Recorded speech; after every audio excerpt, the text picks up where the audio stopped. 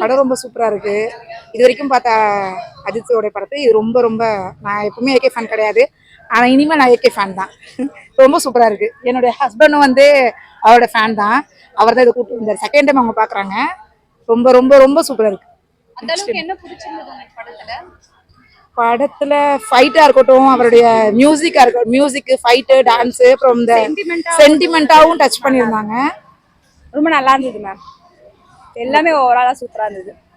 Songs, dance, திரும்பியும் பார்க்குற மாதிரி இன்னொரு வாட்டி பார்க்கணுன்ற மாதிரி தான் தோணுது. அந்த மாதிரி தான் இருக்கு படம். ரொம்ப என்ஜாய் பண்ணுவாங்க.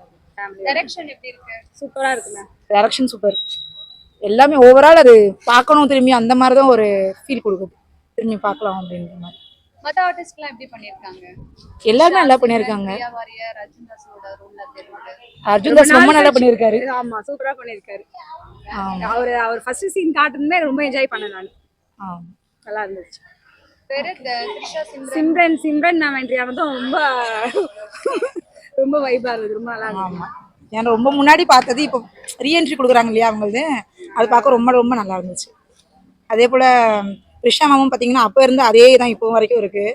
அவங்களுடைய அவங்க நடிக்கிற திறமையாக இருக்கட்டும், அவங்களுடைய டான்ஸாக இருக்கட்டும், அவங்களோட பேச்சு எல்லாமே ஓவரால் சூப்பராக இருக்குது. ஓகே, ரொம்ப என்ஜாய் பண்ணுவேன் ஃபேமிலியோட வந்து. சாங்ஸ்லாம் எப்படி இருக்கு? சூப்பராக இருந்துச்சு. அந்த ஃபைட் சீன்ஸ்லாம் வரும்போது ஃபைட் சீன்ஸ், பேக்ரவுண்ட் சாங் ரொம்ப நல்லா இருந்துச்சு. டிஃப்ரெண்ட்டாக யோசிச்சிருக்காங்க. Okay, thank you.